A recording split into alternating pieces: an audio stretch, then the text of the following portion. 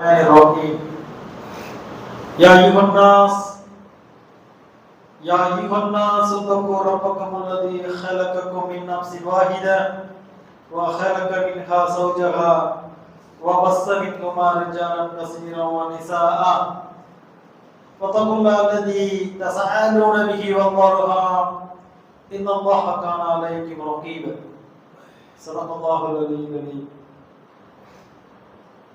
اللهم صل على محمد وعلى ال محمد كما صليت على ابراهيم وعلى ال ابراهيم انك حميد مجيد اللهم بارك على محمد وعلى ال محمد كما باركت على ابراهيم وعلى ال ابراهيم انك حميد مجيد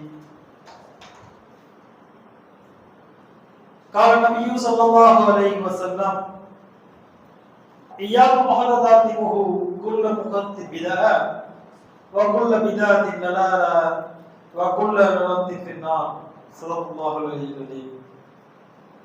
எனினும் அன்பான சகோதர சகோதரிகளே, எல்லாம் வல்ல அல்லாஹ்வுடைய சாந்தியும் சமாதானமும் எம்பெருமான் ஸல்லல்லாஹு அலைஹி வஸல்லம் அவர்கள் மீதும் அவர்களுடைய குடும்பத்தார்கள் மீதும் அவர்களை பின்பற்றி வாழ்ந்த உத்தம சஹாபாக்கள் மீதும் தாபீன்கள் மீதும் தபே தாபீன்கள் மீதும் அவுலியாக்கள் மீதும் மேலும் இஸ்லாத்திற்காக போராடி கொண்டிருக்கிற முஜாஹிதீன்கள் மீதும் என்றென்றும் நிலவட்டுமாக என்று பிரார்த்தித்தவனாக என்னுடைய உரையை நான் ஆரம்பம் செய்கின்றேன். தினத்தில் சிறந்த தினமான இந்த ஜும்மா தினத்தன்று அல்லாஹ் சுப்ஹானஹு வ தஆலா மலக்குமார்கள் சூழ்ந்திருக்கும் இந்த அவையில் உங்களையும் என்னையும் ஒன்றிணைத்திருக்கின்றான். அதற்கு நன்றி செலுத்தியவனாக என்னுடைய உரையை நான் செய்கின்றேன். என் மர்மான சகோதர சகோதரிகளே, இந்த உலகத்தில் உள்ள அனைத்து மக்களுமே தேவையுடையவராக தான் இருக்கின்றார்கள். அல்லாஹ் சுப்ஹானஹு வ தஆலா நம்மை எப்படிதான் படைத்திருக்கின்றான். இந்த உலகத்தில் உள்ள அவருமே யாரும் தேவையற்றவராக அல்லாஹ் படைக்கவில்லை. ஏதாவது ஒரு முறையில் யாருக்காவது தேவை உடையவராக தான் அல்லாஹ் படைத்திருக்கின்றான். அப்படி ஒவ்வொரு மூமினான ஆணும் பெண்ணும் ஏதாவது ஒரு முறையில் தேவையுள்ளதாக, காசு இருப்பவர்களுக்கு வேறு ஏதாவது தேவையாக இருக்கும், ஏழைகளுக்கு பண தேவையாக இருக்கும், இன்னும் உடல்நிலை சுகம் இல்லாமல் இருக்கும், இன்னைக்கு எத்தனையோ தேவைகள் இருக்கும். ஆனால் இந்த அனைத்து தேவைகளையுமே நாம் யாரிடத்தில் கேட்டு பெற வேண்டும் என்று சொன்னால், இந்த உலகத்தில் நமக்கு தரக்கூடிய தகுதி, இந்த உலகத்தில் நாம் பிரார்த்திக்கக்கூடிய தகுதி யாருக்கு இருக்கிறது என்று சொன்னால், படைத்த ரப்பை தவிர வேறு யாருக்கும் இல்லை. நாம் அனைத்து தேவைகளையுமே படைத்த ரப்பிடம் துஆவின் மூலமாக, பிரார்த்தனையின் மூலமாக கேட்டு பெற வேண்டும். அப்படிதான் அல்லாஹ் சுப்ஹானஹு வ தஆலா நம்மை படைத்திருக்கின்றான். யாராவது சொல்ல முடியுமா, நான் இதுவரை துவா கேட்டதில்லை, துவா கேட்க அவசியம் இல்லை, நான் மிக பெரிய பணக்காரன், அந்தஸ்துடையவன், எனக்கு எல்லாமே இருக்கிறது என்று நம்மில் யாராவது கூற முடியுமா? முடியவே முடியாது. ஏதாவது ஒரு வகையில் நமக்கு தேவை ஏற்படதான் செய்யும். அந்த தேவையை நாம் நம்மை படைத்த ரப்பிடம் மாத்திரமே கேட்க வேண்டுமே தவிர வேறு யாரிடத்திலும் கேட்கக்கூடாது. நபி ஸல்லல்லாஹு அலைஹி வஸல்லம் அவர்கள் கூறினார்கள், நல்ல ஒரு அழகான ஒரு ஹதீஸ், உங்களில் யாருக்காவது செருப்பின் வார அருந்தாலும் கூட, என்னங்க நபி ஸல்லல்லாஹு அலைஹி வஸல்லம் பெரிய பெரிய காரியத்தெல்லாம் சொல்லல, பெரிய பண தேவையோ மற்ற பெரிய உதவியோ நபி ஸல்லல்லாஹு அலைஹி வஸல்லம் சொல்லல, உங்களில் செருப்பு வார அருந்தாலும் கூட நீங்கள் படைத்த ரப்பிடம் அல்லாஹ்விடத்தில் கேட்டு அதை பெற்றுக் கொள்ளுங்கள். ஏன் நபி ஸல்லல்லாஹு அலைஹி வஸல்லம் இந்த இடத்துல செருப்பின் வார அருந்தாலும் கூட சொல்றாங்க என்று சொன்னால், நாம் சிந்திக்க வேண்டும். உலகத்தில் எந்த ஒரு சின்ன விஷயமாக இருந்தாலும் நபி ஸல்லல்லாஹு அலைஹி வஸல்லம் இந்த ஹதீஸை சொல்லாம இருந்திருந்தா, பெரிய பெரிய தேவைக்கெல்லாம் அல்லாஹ்விடத்துல கேட்கலாம், சின்ன தேவைக்கு நம்ம வேற யாருக்கெல்லாம் கேட்டுக்கலாம் என்ற ஒரு சூழ்நிலை ஏற்பட்டிருக்கும். அதற்காக வேண்டிதான் நபி ஸல்லல்லாஹு அலைஹி வஸல்லம் அவர்கள் தெளிவாக கூறிவிட்டார்கள், செருப்பின் வார இருந்தாலும் கூட, செருப்பு ஒரு 100 200 ரூபாய் இருக்கலாம், அது தைக்கிறதுக்கு மிஞ்சி மிஞ்சி போனா ஒரு 10 ரூபாய் 20 ரூபாய் தான் ஆகும், அவ்வளவுதான். அந்த தேவையை கூட நீ ரப்பிடத்தில் தான் கேட்கணும் சொல்லிட்டு போயிட்டாங்க. இதன் அடிப்படை நோக்கம் என்ன என்று சொன்னால், இந்த உலகத்தில் நாம் பிரார்த்தனை செய்வதற்கு தகுதியானவன் படைத்த ரப்பு அல்லாஹ் சுப்ஹானஹு தவிர வேறு யாரும் கிடையாது.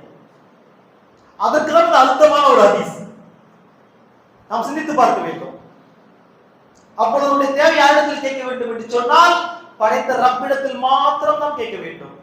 இன்றைக்கு நாம் பார்க்கின்றோம், சில பேர் இஸ்லாம் அறியாத காரணத்தினால, இஸ்லாம் அவர்களுக்கு தெளிவான முறையில் செல்லாத காரணத்தினால நம்முடைய மூதாதையர்கள் ஒரு 50 வருஷத்துக்கு முன்னாடி, ஒரு 100 வருஷத்துக்கு முன்னாடி இருந்த நம்முடைய மூதாதையர்கள் அவரிடத்தில் குர்ஆன் ஹதீஸ் தெளிவான முறையில் சென்றடையவில்லை. ஏன் என்று சொன்னால் அது இப்போ எல்லாம் குர்ஆனும் ஹதீஸும் அரபியில் மாத்திரமே இருந்தது. அல்லாஹ்வுடைய மாபெரும் கிருபை, இன்றைக்கு உலகத்தில் உள்ள அனைத்து மொழிகளிலுமே குர்ஆன் ஹதீஸ் வந்துருச்சு. எல்லா மொழியிலும் வந்துருச்சு. அதுவும் புத்தக வடிவில் மட்டுமல்ல, சாஃப்ட்வேர் வடிவில் கையில வந்துருச்சு. மொபைல் போன்ல புகாரி வேணுமா, முஸ்லிம் வேணுமா, நஸீ வேணுமா, இப்னு மாஜா வேணுமா, என்ன ஹதீஸ் வேணும், மொபைல் உட்கார்ந்து தட்டி பார்த்துடலாம். என்ன தலைப்பிக்கிற வேணும், என்ன சந்தேகம், எல்லாத்தையும் பார்த்துடலாம். இந்த அறிவு ஒரு 100 வருட காலத்திற்கு முன்பாக நம்ம இடத்துக்கு வராதன் காரணமாக நம்முடைய முன்னோர்கள் என்ன செஞ்சிட்டாங்கன்னு சொன்னால், சரியான முறையில் இஸ்லாமிய அறிவு இல்லாத காரணத்தினால் என்ன பண்ணிட்டாங்க, அல்லாஹ்வை விடுத்து எப்படி மக்கத்து காபிர்கள் பேர் அப்துல்லா வச்சுக்கிட்டு, அப்துல் ரஹ்மான் வச்சுக்கிட்டு கற்சிலைகளை, காபாவில் இருந்த கற்சிலைகளை வணங்கி கொண்டிருந்தாங்களோ, லாத்து உஸ்ஸா மனாத்து போன்ற சிலைகளை எப்படி வணங்கி கொண்டிருந்தார்களோ, அதே போன்று இஸ்லாம் சரியாக சென்றடையாத மக்கள் என்ன பண்ணிட்டாங்கன்னு சொன்னால் அவுலியாக்கள் இடத்துல கேட்க ஆரம்பிச்சிட்டாங்க. நம்ம இன்னைக்கு பாக்குறோமா இல்லையா? வெறும் இந்த ஆசியா கண்டத்துல மட்டும்தான் இந்த தர்கா வழிபாடு இருக்கு. நபி ஸல்லல்லாஹு அலைஹி வஸல்லம் பிறந்த மெக்காவிலேயோ, மதீனாவிலேயோ, சவுதி அரேபியாவிலோ, துபாயிலோ, இன்னும் இல்ல அரபு தேசத்திலேயோ எங்கேயுமே தர்கா இல்ல. வெறும் இந்த ஆசியா கண்டத்துல மட்டும்தான் இருக்குது. அதிகபட்சமா இந்தியா, பாகிஸ்தான், இந்தோனேசியா போன்ற ஆசியா கண்டத்துல மட்டும்தான் இந்த தர்கா வழிபாடு இருக்குது. ஏன் என்று சொன்னால் அவரிடத்தில் இஸ்லாம் சரியான முறையில் சேரல. அன்றைக்கு இருந்த சில சுயநலவாதிகள் தான் காசு பணம் உண்டாவதற்காக வேண்டி இந்த தர்கா வழிபாடை உண்டாக்கிட்டாங்க. இன்னும் சில பேர் அந்த அடக்கப்பட்டிருக்க அவுலியாக்கள் மீது உள்ள முகப்பத்தின் காரணமாக, உதாரணத்துக்கு சொல்ல வேண்டும் என்று சொன்னால் அவுலியாக்கள் எல்லாம் சிறந்தவர்கள் தான், அவர்கள் எந்த மாற்று கருத்தும் இல்லை. என்று சொன்னால் அவர்கள் எல்லாம் தீன் இஸ்லாத்திற்காக வேண்டி மக்களிடத்திலே வந்து பிரச்சாரம் செய்தார்கள். அவர்களிடத்துல என்ன பண்ணாங்க, பெரிய பெரிய நல்ல ஹதீஸ் பயான சொன்னாங்க, தொழாத மக்களை தொழ சொன்னார்கள், ஹராம் செய்த மக்களை தடுத்து ஹலாலான முறையில் சம்பாதிக்க சொன்னார்கள். இப்படி மக்களை நேர்வழிப்படுத்துவதற்காக வந்தவர் தான் அவுலியாக்கள். அது எந்த மாற்று கருத்தும் இல்லை. அவர் இறந்த பிறகு அவர் மேல் இருந்த முகப்பத்தின் காரணமாக அவருக்கு ஒரு சமாதியை செஞ்சு அவர் என்ன பண்ணாங்க, அதை பாதுகாத்து வந்துட்டு இருந்தாங்க. அடுத்தடுத்த தலைமுறைகள் வரும்பொழுது என்ன ஆச்சுன்னு சொன்னா, இவர் பெரிய மகான், இவர் பெரிய அவுலியா என்று வருட ஊழியா மாற்றப்பட்டு அவரிடத்திலேயே கையேந்தக்கூடிய நிலை மாறிவிட்டது. நாம் சிந்தித்து பார்க்க வேண்டும். இந்த உலகத்தில் படைத்த ரப்பை தவிர வேறு எவரிடத்திலும் கையேந்த கூடாது. அதற்கு ஆதரவாக அந்த ஹதீஸ் சொன்னோம். இன்னும் என்ன பண்றாங்க, சில மக்கள் மூட நம்பிக்கையின் காரணமாக, அறிவில்ல இஸ்லாத்தினுடைய அறிவு இல்லாத காரணத்தினால அவுலியா இடத்துல கையேந்திட்டு இருக்கிறாங்க. அல்லாஹ் பாதுகாக்க வேண்டும். படைத்த ரப்பை தவிர நமக்கு எதையுமே தருவதற்கு யாருக்குமே இந்த உலகத்துல தகுதி இல்லை. அல்லாஹ் குர்ஆன்ல சொல்லி காட்டுகிறார், நீங்கள் யாரை அழைக்கிறீர்களோ அந்த சிலையின் மேல் உள்ள ஈயை அவர்களை விரட்டுவதற்கு கூட அவர்களுக்கு சக்தி இல்லைன்னு சொல்றான் அல்லாஹ். சிந்தித்து பாருங்க, ஒன்றுமே இல்லை. நீங்க தர்காவுக்கு வழிபடுறீங்க, அந்த தர்கா வழிபாடு, அந்த தர்காவுக்கு மேல அந்த சமாதியின் மேல என்ன இருக்கும், ஒரு ஈயோ ஏதோ ஒரு எறும்போ போனா அதை உதறுவதற்கு கூட அவருக்கு சக்தி ஏற்றவர்கள் தான் அவுலியாக்கள். அந்த உலகத்தில் இருக்கும்போது அவர் சிறந்தவர்கள். மரணத்திற்கு பிறகு அவர்கள் பர்சக் என்ற உலகத்துக்கு சென்று விட்டார்கள். அவர்களுக்கும் இந்த உலகத்துக்கும் எந்த தொடர்பும் இல்லை. நம்ம கையேந்தி என்ன பிரயோஜனம், அவர்களுக்கு காது கேட்காது. எவ்வளவு பெரிய அவுலியாக இருந்தாலும் அவருக்கு காது கேட்காது. இன்னும் சில பேர் தமிழ்நாட்டில இருந்து இன்னும் ரொம்ப தூரம் வடநாட்டுக்கெல்லாம் போய் தர்காக்கு போயிட்டு வராங்க. வடநாட்டுக்கு நிறைய ஃபேமஸா தர்கா, நிறைய தர்காலாம் இருக்குது. அங்கெல்லாம் போய் கேட்டு வராங்க. எனக்கு குழந்தை இல்ல, எனக்கு கசதி இல்ல, எனக்கு வாய்ப்பு இல்லைன்னு சொல்லி என்ன பிரயோஜனம்? நீ தமிழ்நாட்டுல இருந்து இங்க போய் அந்த தமிழ்ல பயான் கேட்ப, துவா கேட்ப, அவருக்கு உருதுவோ இந்திய தவிர ஒன்றுமே தெரியாது. முதல்ல அவருக்கு காது கேட்காது, அது வேற விஷயம். அவர் மரணித்து விட்டார், அவருக்கும் இந்த உலகத்துக்கும் எந்த தொடர்பும் இல்லை. அப்படி இருக்கும்போது யார்கிட்ட போய் தமிழ்ல கேட்டா அவருக்கு என்ன புரியும்? நடந்துட்டு இருக்குது. யாரிடத்தில் கையேந்த வேண்டும் இஸ்லாம் நமக்கு சொல்லிக் கொடுக்கிறது. ஒன்றுமே இல்லை. நீங்கள் புரிந்து கொள்வதற்காக சொல்கின்றேன். இந்த உலகத்தில் அல்லாஹுவை விடுத்து யாரிடத்திலாவது நாம் கையேந்த முடியும் என்று இருந்தால் அதற்கு முழு தகுதியும் உடையவர் நபி ஸல்லல்லாஹு அலைஹி வஸல்லம் அவர்கள் தான். சிந்தித்து பாருங்க. இந்த உலகத்தில் அல்லாஹ்வை அடுத்த அந்தஸ்து யாருக்கு இருக்கு என்று சொன்னால் அல்லாஹ்வுடைய தூதர் நபி ஸல்லல்லாஹு அலைஹி வஸல்லம் அவர்களுக்கு தான். நபி ஸல்லல்லாஹு அலைஹி வஸல்லம் அடக்க ஸ்தலம் மதீனாவில் இருக்கின்றது. ஹஜ் உம்ரா போனவங்களுக்கு தெரியும். ஹஜ் உம்ரா போன நிறைய எல்லாம் நாம மெக்கா உம்ரா ஹஜ் முடிச்சிட்டு கண்டிப்பா எல்லாரும் ஜியாரத்துக்கு மதீனா போவாங்க. நீங்க அங்க போய் நபி ஸல்லல்லாஹு அலைஹி வஸல்லம் அவர்கள் அடக்க ஸ்தலத்துக்கு முன்பாக நீங்க சிறியதாக கையை ஏந்தினால் போதும், அங்க இருக்க சூர்தா, போலீஸ் சொல்லக்கூடிய சூர்தா உங்களை அடிச்சு துரத்துவான். இங்க உட்கார்ந்துருப்போம் நிறைய நேரம் ஹஜ் உம்ரா போயிருப்பீங்க தெரியும். என்ன பண்ணுவான்? சூர்தா அடிச்சு துரத்துவான். யல்லா சல்லி தள்ளி தொழுவோம் தட்டி விட்டுருவான். சிந்தித்து பார்க்க வேண்டும். இந்த உலகத்தில் முழு தகுதியுடைய நபி ஸல்லல்லாஹு அலைஹி வஸல்லம் அவர்கள் கையேந்துவதற்கு கூட அனுமதி இல்லை இஸ்லாத்தில். ஆனால் யாரிடத்திலும் இப்ப கையேந்தி கொண்டிருக்கின்றோம். சிந்தித்து பார்க்க வேண்டும். அவுலியாக்கள் சிறந்தவர்கள், எந்த மாற்று கருத்தும் இல்லை. அவங்க ஒரு நாளும் சொன்னதில்லை நான் இறந்த பிறகு என் இடத்தில் வந்து துவா கேளுங்கள், நான் உங்களுக்காக அல்லாஹ்விற்கு சிபாரிசு செய்கிறேன் என்று எந்த அவுலியாவும் சொன்னதில்லை. ஆனால் அறிவு இல்லாத நம்ம சில மக்கள், இஸ்லாத்தின் அறிவு இல்லாத நம்ம எல்லா மக்கள் தான் என்ன பண்றாங்க? போய் அவரிடத்துல கையேந்திட்டு இருக்காங்க. அவர் சமாதி மேல பொருவு போத்தி சந்தனம் பூசி அவர் உயிரோடு இருந்தார் என்று சொன்னால் இதையெல்லாம் சபித்து விடுவார். உங்களை எல்லாம் என்ன பண்ணிட்டு இருக்கிறாங்க? எந்த விதமான நாலேஜ் இல்ல. படைத்த ரப்பு இருக்கின்றான், அவனை விட்டு விட்டு இந்த உலகத்தில் பரிபாலனைப்படுத்துவர். அவனுடைய கஜானா இந்த உலகத்தில் உள்ள, உதாரணத்துக்கு சொல்ல வேண்டும் என்று சொன்னால் இந்த உலகத்தில் கிட்டத்தட்ட 800 கோடி மக்கள் இருக்கிறாங்க. ஒட்டுமொத்த உலகத்தை சொல்றான். 800 கோடி மக்களுக்கும் அல்லாஹ் சுப்ஹானஹு வ தஆலா 1000 கோடி பணத்தை தந்தாலும் கூட, 1000 கிலோ தங்கத்தை தந்தாலும் கூட அல்லாஹ் சுப்ஹானஹு வ தஆலா உள்ள கஜானாவில் ஒரு அணு கூட குறையாது. அல்லாஹ் இருக்கிற கஜானாவில் ஒரு அளவு கூட குறையாது.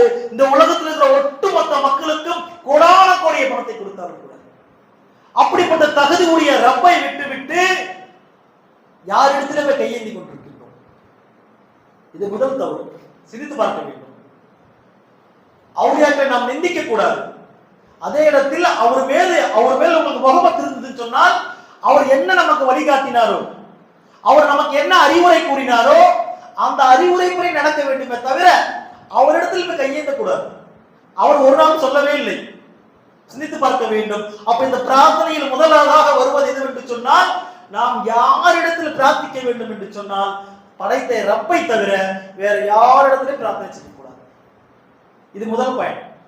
இரண்டாவது, நாம் பிரார்த்தனை செய்ய வேண்டும் என்று சொன்னால் அந்த பிரார்த்தனையை அல்லாஹ் சுப்ஹானஹு வ தஆலா ஏற்றுக்கொள்ளப்பட வேண்டும் என்று சொன்னால் முதல் நிபந்தனை, அல்லாஹ் நமக்கு தரக்கூடிய முதல் நிபந்தனை என்று சொன்னால் நபி ஸல்லல்லாஹு அலைஹி வஸல்லம் அவர்கள் கூறிவிட்டார்கள், ஒரு அடியான் அல்லாஹ்விடத்தில் கையேந்தி துஆ கேட்கின்றான், அவன் உண்ணக்கூடிய உணவும் அவன் உடுத்திருக்கக்கூடிய உடையும் ஹராமாக இருக்கும் பொழுது அல்லாஹ் அதை எப்படி ஏற்றுக்கொள்வான்?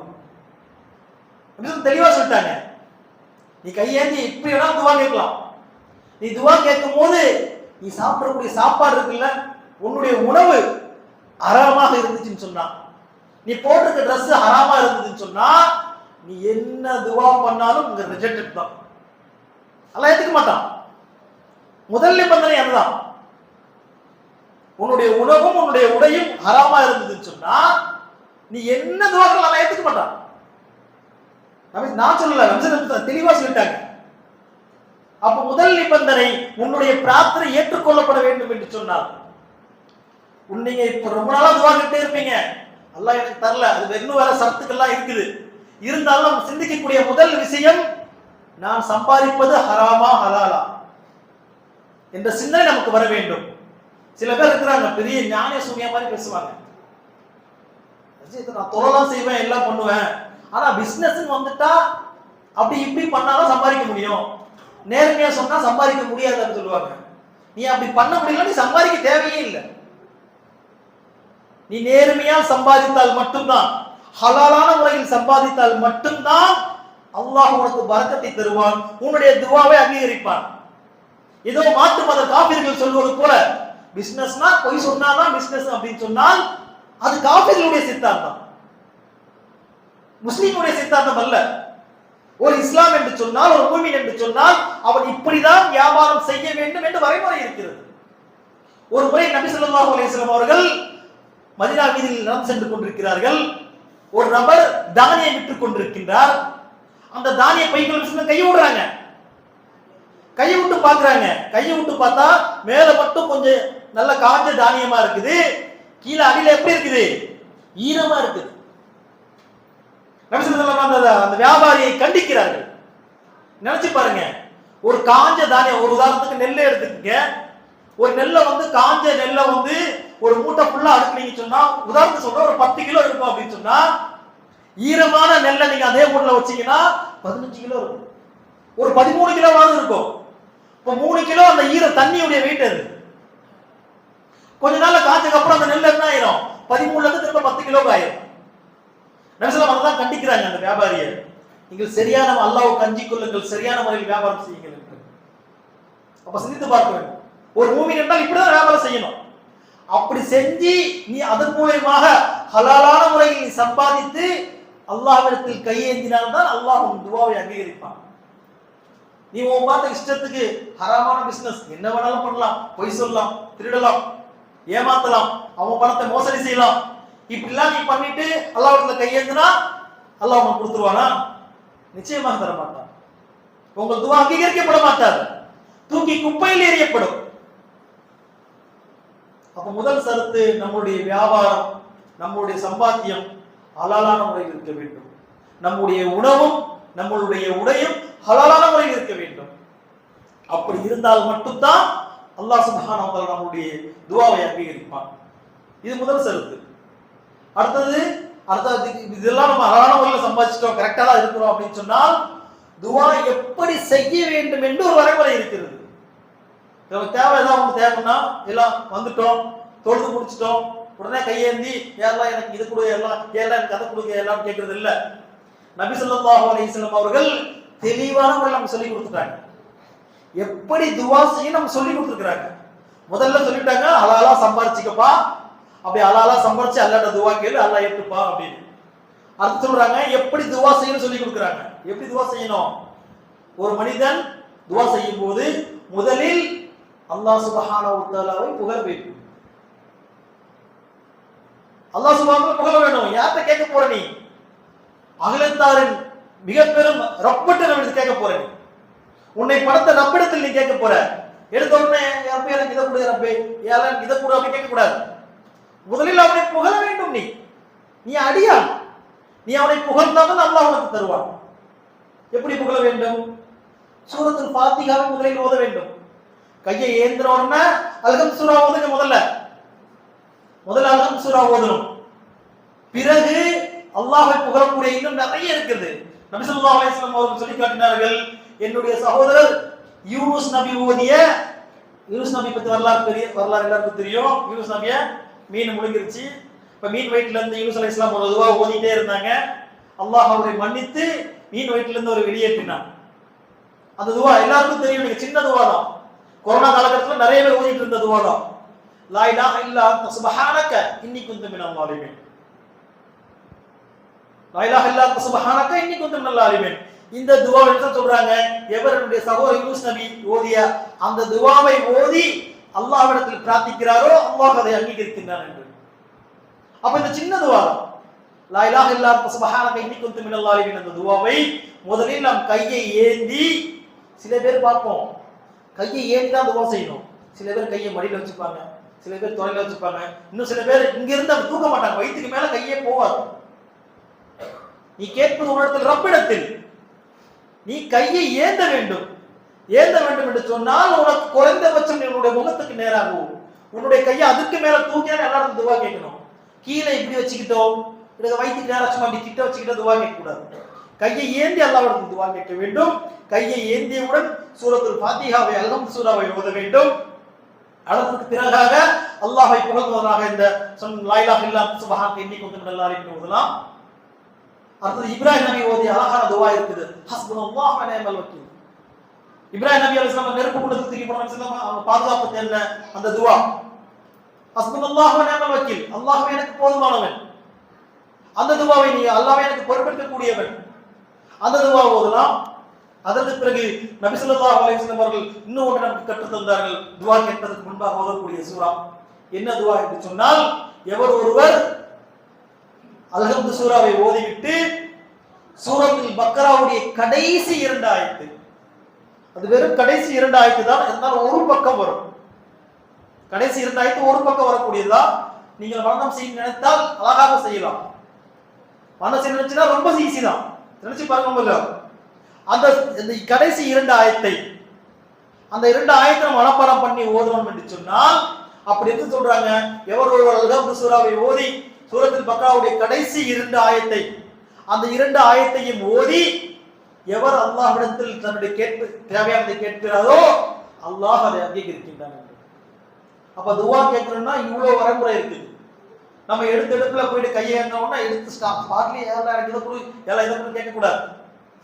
முதல்ல சூரத்துல் ஃபாத்திஹா ஓதுங்க, அடுத்து இந்த லா இலாஹ இல்லல்லாஹ் சுப்ஹானக இன்னி குன்து மினல் ஸாலிமீன் ஓதுங்க, ஹஸ்புனல்லாஹு வ நிஅமல் வக்கீல் ஓதுங்க. சூரத்துல் பக்ராவுடைய கடைசி 2 ஆயத்தை முடிந்தால் மனனம் செய்து அதையும் ஓதுங்க, ரொம்ப சிறப்பு. அதுக்கப்புறம் நீங்க அல்லாஹ்விடத்தில் உங்க இஷ்டத்துக்கு கேளுங்க. ஹலாலான முறையில் கேட்க வேண்டும். எது இஸ்லாத்தில் அனுமதிக்கப்பட்டதோ அந்த ஹலாலான முறையில் நீங்க அல்லாஹ்விடத்தில் நீங்க கேட்டோர் என்று சொன்னால் அல்லாஹ் சுப்ஹானஹு வ தஆலா நம்முடைய துஆவை அங்கீகரிக்கிறார். இதுதான் இஸ்லாத்தின் முறை, இப்படிதான் துஆ கேட்க வேண்டும். சரி, இப்ப துஆ முதல்ல என்ன ஷரத்துன்னு பார்த்தோம், அதாவது ஹலாலா சம்பாதிக்கணும்னு பார்த்தோம். அதுக்கடுத்தது எப்படி துஆ கேட்கணுன்ற ஒரு சின்ன ஒரு வரமுறையை பார்த்தோம். அடுத்தது எந்த நேரத்துல கேட்டு அல்லாஹ் அங்கீகரிக்கின்றான் நாம் சிந்தித்து பார்க்க வேண்டும்.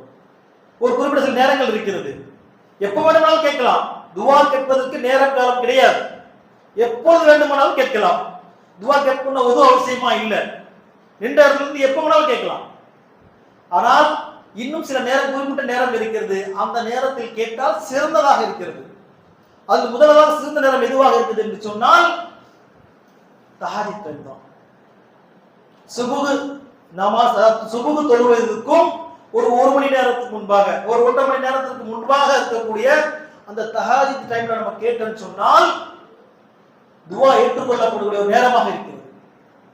ஹதீஸ்ல வருது, நபி ஸல்லல்லாஹு அலைஹி வஸல்லம் சொல்றாங்க, அந்த தஹஜ்ஜுத் டைம்ல அல்லாஹ் சுப்ஹானஹு வ தஆலா 7வது வானத்தில் இருந்து முதல் வானத்திற்கு வருகின்றான். முதல் வானத்திற்கு வந்து அல்லாஹ் கேட்கின்றான், இதோ என்னுடைய அடியாரே, என்னிடத்தில் கேட்பதற்கு யார் இருக்கீங்க என்று அல்லாஹ் கேட்கிறான். எப்பொழுது? அந்த தஹஜ்ஜுத் டைம்ல. இப்போ உதாரணத்துக்கு இன்னைக்கு ஃபஜர் 5 மணிக்கு என்று சொன்னால் ஒரு 3:30 மணிக்கு, ஒரு 3:30 மணிக்கு எந்திரிச்சு நம்ம என்ன தேவை இருக்கிறதோ அவரவர் கஷ்டம் அவரவருக்கு தான் தெரியும். இன்றைக்கு எனக்கு கிடைச்சாமா நாம் இந்த உலகத்துல வாழ முடியும் என்று சொன்னால், இன்னும் உதாரணம் சொல்லணும்னா சில பேருக்கு தன்னுடைய பிள்ளைகளுக்கு ஆபரேஷன் இருக்கலாம், தன்னுடைய மனைவிக்கு ஆபரேஷன் இருக்கலாம், தன்னுடைய தகப்பனுக்கு ஆபரேஷன் இருக்கலாம். அத மாதிரி சமயத்துல நைட் ஒரு 3:30 மணிக்கு எந்திரிச்சு ஒரு உது செஞ்சுட்டு 2 ரக்காத்தோ 4 ரக்காத்தோ தொழுது விட்டு அல்லாஹ்விடத்தில் நாம் கையேந்தினோம் என்று சொன்னால் அந்த நேரம் சிறப்புக்குரிய நேரமாக இருக்கிறது. அந்த நேரம் கையேந்தணும் சொன்னால் அல்லாஹ் அங்கீகரிக்கும் நேரமாக இருக்கிறது, அந்த துஆவை ஏற்றுக்கொள்ளக்கூடிய நேரமாக இருக்கிறது. அது தஹஜ்ஜுத் டைம். அடுத்த பட்சம் சொல்றாங்க, பாங்குக்கும் இக்காமத்துக்கும் இடைப்பட்ட நேரம். பாங்கு இக்காமத்துக்கு ஒரு 1/4 மணி நேரம் இருக்கும், மேக்ஸிமம் பார்த்துருப்போம். 4:30 மணிக்கு பாங்கு, 4:45 ஜமாத்து, 8 மணிக்கு பாங்கு, 8:15 ஜமாத்து. அந்த 1/4 மணி நேரம் இடைப்பட்ட நேரம் இருக்கிறது அல்லவா, அந்த நேரம் துஆ அங்கீகரிக்கக்கூடிய நேரமாக இருக்கிறது. அந்த டைம்ல கேட்கணும். 2வது சப்ஜெக்ட். 3வது டைம் என்று சொன்னால் ஒவ்வொரு ஃபர்லான தொழுகைக்கு பிறகு என்ன சொல்றாங்க, ஒவ்வொரு ஃபர்லான தொழுகைக்கு பிறகு கேட்கக்கூடிய துஆ அங்கீகரிக்கக்கூடியதாக இருக்கிறது. இப்போ ஃபர்லான தொழுகைக்கு பிறகு நம்ம துஆ கேட்கலாம். இது அங்கீகரிக்கக்கூடிய நேரமாக இருக்கிறது. இன்னும் ஒன்று சொல்ல போன சொன்னால் பிரயாணத்தின் போது கேட்கக்கூடிய துவா. நம்ம பிரயாணத்துல இருக்கிறோம், இங்க இருந்து ரொம்ப லாங்கா திருச்சியோ மதுரையோ எங்கேயோ போறோம், ரொம்ப லாங்கா போறோம், அந்த சமயம் ஒரு 8 மணி நேரம் 10 மணி நேரம் ஆகுதுன்னு சொன்னால் அந்த இடைப்பட்ட நம்ம கண்டிப்பா தொழுதே ஆகணும். அந்த டைம்ல தொழுகைக்கு நம்ம உட்கார்ந்தே தொழலாம், ட்ரெயின்ல உட்கார்ந்தே தொழலாம், முடிஞ்சால் நின்று தொழ வேண்டும், முடியாவிட்டால் சீட்ல உட்கார்ந்துட்டே தொழலாம், ஒன்றும் தப்பு இல்லை. முடிஞ்சால் உது பண்ணலாம், உது பண்ண முடியாவிட்டால் தயமம் செய்து கொள்ளலாம், தொழுகையும் சுருக்கி தொழலாம். ஜம்மு கசர் என்று கூறுவார்கள். ஜம்மு என்றால் இணைத்து தொழுவது, கசர் என்றால் சுருக்கி தொழுவது. அந்த ஜம்மு கசர் தொழுகையை தொழுதுட்டு அந்த பிரயாணத்திலே நம்ம துவா கேட்டோம்னு சொன்னால் அல்லாஹ் ஏற்றுக்கொள்கிறான். நான் பிரயாணம் என்பது சிரமமான ஒரு சமயம் தான். அல்லாஹ் பாருங்க, சிரமமான சமயத்திலும் என்னுடைய அடியார் என்னை தொழுது விட்டு இடத்துல பிரார்த்தனை செய்கிறான்னு சொல்லி அல்லாஹ் அதை ஏற்றுக்கொள்கிறான். அப்புறம் என்ன செய்ய வேண்டும்? ஒண்ணு தஹஜ்ஜுல கேட்கணும், பாகுக்கு இக்காமத்துக்கு இடைப்பட்ட இடத்துல கேட்கணும், ஃபர்லான தொழுகைக்கு பிறகு கேட்கணும், பிரயாணத்தின் போது கேட்கலாம். இன்னும் ஒரு தொழுகை எப்போது துவா அங்கீகரிக்கப்படுகிறது என்று சொன்னால் எவர் அநியாயம் இழைக்கப்பட்டாரோ அவர் கேட்கக்கூடிய துவாவை அல்லாஹ் ஏற்றுக்கொள்கிறார். உங்களை யாராவது ஏமாத்திட்டான்னு சொன்னா, யாராவது உங்களை மோசடி செஞ்சுட்டான்னு சொன்னா, உங்க பொருளை திருடிட்டாங்கன்னு சொன்னால், உங்க பொருளை அபகரித்து கொண்டாரு சொன்னால், நீங்கள் அநியாயம் இழைக்கப்பட்டீர்கள் என்று சொன்னால், நீங்கள் அல்லாஹ்விடத்தில் வந்து 2 ரக்காத் தொழுது கையேந்தி துவா கேட்டீங்கன்னு சொன்னால் அல்லாஹ் ஏற்றுக்கொள்கிறார். சொல்றார்கள், பாதிக்கப்பட்டவருடைய துவாவிற்கும் அல்லாஹ்வுக்கும் இடையே எந்த திரையும் இல்லை. இப்ப நீங்க பாதிக்கப்பட்டீங்கன்னு சொன்னா நேரா வாங்க, 2 ரக்காத் தொழுங்க. போலீஸ் ஸ்டேஷன் கோர்ட்டு கேஸ் எல்லாம் செகண்ட். நேரா வாங்க, 2 ரக்காத் தொழுங்க. உது பண்ணி 2 ரக்காத் தொழுதாலும் துவக்கலுங்க. எல்லாம் என்னை ஏமாற்றி விட்டான், எல்லாம் நீ அவருக்கு தக்க பாகத்தை கொடு, என்னுடைய ஹக்கை எனக்கு பெற்றுக் கொடு என்று அல்லாஹ் துவக்கலுங்க. அல்லாஹ் ஏற்றுக்கொள்கிறான். அந்த சமயத்தில் நீங்கள் பாதிக்கப்பட்டீர்கள் என்று சொன்னால் அல்லாஹ் ஏற்றுக்கொள்கிறான். இந்த உலகத்திலேயே அதிகமாக பாதிக்கப்பட்ட சமூகம் நம் இஸ்லாமிய சமூகம். சிந்தித்து பார்க்க வேண்டும். இன்றைய காலகட்டம் வரை அதிகமாக பாதிக்கும் சமூகம் யாரு? நாம தான். நாம் கண்கூடாக பார்த்துக் கொண்டிருக்கிறோம். இன்றைய தேதி வரை நாம் எந்த நிமிஷம் திறந்தாலும் பாலஸ்தீன மக்களை கொண்டு குவித்துக் கொண்டிருக்கிறார். பார்க்கிறோமா இல்லையா? இன்றைக்கு கணக்கு வரையும் அவன் சொல்ற கணக்கு வரையும் 40,000, அவன் சொல்ற கணக்கு வரையும் வெறும் 40,000. ஆனால் உண்மையான கணக்கு அல்லாஹ் அறிந்தவனாக இருக்கிறார். எப்படிப்பட்ட ஒரு அநியாயம்! அந்த மக்கள் அல்லாஹ்விற்கு பிரார்த்தனை செய்து கொண்டிருக்கிறார்கள். அல்லாஹ் ஒரு சமயம் வைத்திருப்பான்,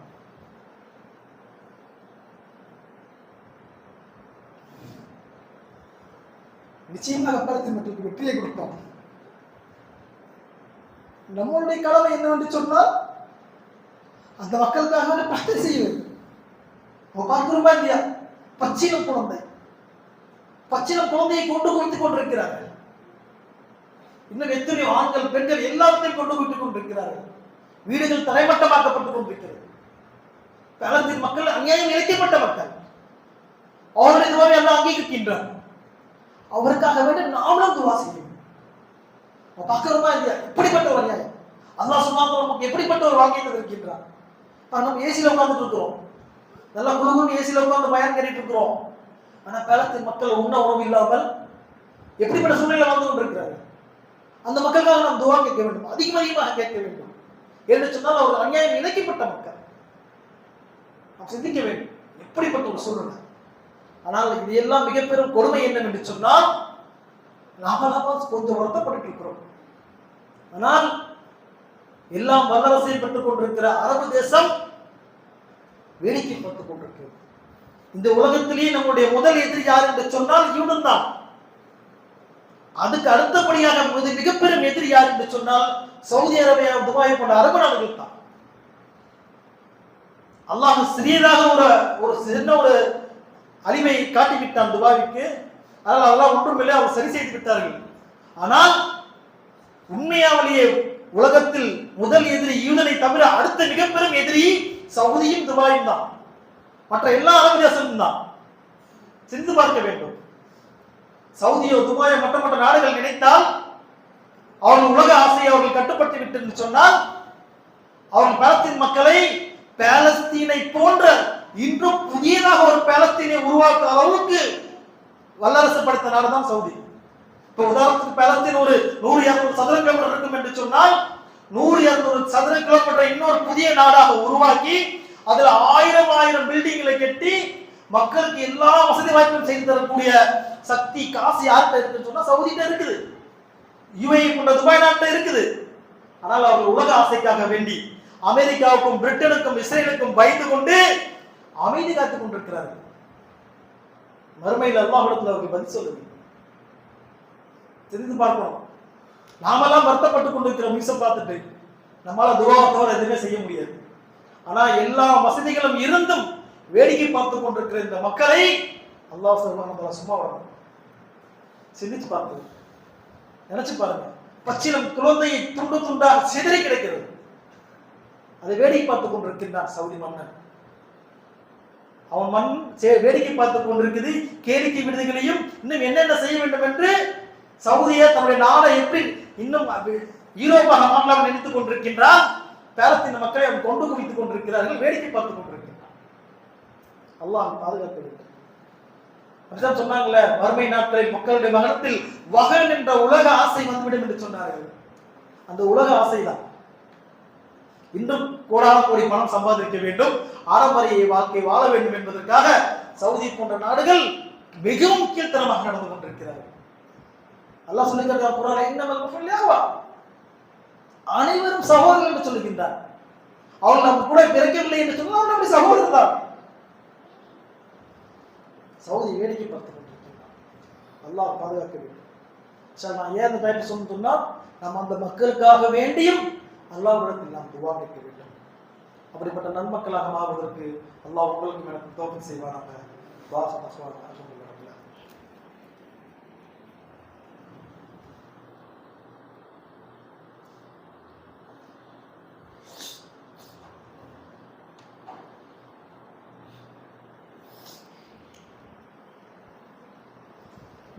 அஸ்ஸலாமு அலைக்கும் வரஹ்மத்துல்லாஹி தஆலா வபரகாத்துஹு. வஸலாத்து வஸலாமு அலா ரசூலில் கரீம். அன்பான சகோதரர்களே, நாம் இந்த வார தலைப்பில் பிரார்த்தனை பற்றி சிறிதாக பார்த்தோம். சில நேரம் இல்லாத காரணத்தினால் இன்னும் நிறைய இருக்கிறது. அந்த தலைப்பில் பேச வேண்டும் என்று சொன்னால் அதனுடைய சர்த்துக்கள் இன்னும் நிறைய இருக்கிறது. எப்படி துவா கேட்க வேண்டும், இந்த நேரத்தில் கேட்க வேண்டும் என்றும் இன்னும் எந்த முறையில் கேட்க வேண்டும் நிறைய இருக்கிறது. இன்ஷா அல்லாஹ் நம்ம நிறைய பார்க்கலாம். சில நேரம் இல்லாத காரணத்தால் ஒரே ஒரு அதிசயம் சொல்லி முடிக்கிறேன். நபிகள் சொல்கிறார்கள், என் அடியான், அதாவது சொல்றாங்க, நீங்கள் துவா கேட்கும் பொழுது அவசரப்படாதீர்கள், நீங்கள் பொறுமையாக இருக்கும் வரையில் அல்லாஹ் உங்கள் துவாவை அங்கீகரித்துக் கொண்டே இருக்கின்றான் என்று. நம்ம துவா கேட்டோம் என்று சொன்னால் நம்ம அமைதியாக பொறுமையாக இருக்கணும். ரப்புக்கு தெரியும் எப்பொழுது யாருக்கு என்ன கொடுக்க வேண்டும் என்று ரப்புக்கு தெரியும். அதனால் நீங்க துவா கேட்க சொன்னா அவசரப்பட்டு எனக்கு கிடைக்கல அது கிடைக்கல சொல்லி அவசரப்படாதீங்க. அல்லாஹ்வுக்கு தெரியும், நிச்சயமாக தெரியும். இதில் 3 விதமான இந்த சிந்தனைகள் இருக்குது. அல்லாஹ் 3 விதமாக துவாவை அங்கீகரிக்கிறான் என்று அதுக்கு பேசணும், ரொம்ப நேரம் பேசணும். அதை வந்து நான் சிம்பிளா சொல்றேன். நீங்கள் துவா கேட்க சொன்னால் பொறுமையாக இருங்கள், நிச்சயமாக ரப்புக்கு தெரியும் எப்பொழுது யாருக்கு என்ன தர வேண்டும் என்று. அதன் அடிப்படையில் ரப்பு சுப்ஹானஹு வ தஆலா நாம் துவா கேட்கக்கூடியது கடமை, நம்முடைய கடமை. அதை ஏற்றுக்கொண்டு தர வேண்டிய கடமை அல்லாஹ்விடத்தில் இருக்கிறது. அல்லாஹ் நமக்கு நிச்சயமாக தருவான். அழகான முறையில் சம்பாதித்து நாம் அழகான முறையில் துவா கேட்பதற்கு அல்லாஹ் உங்களுக்கும் எனக்கும் தௌஃபீக் செய்வானாக. வாஹிர் தஃவானா அல்ஹம்துலில்லாஹி ரப்பில் ஆலமீன். வாக்கீமுஸ் ஸலாம்.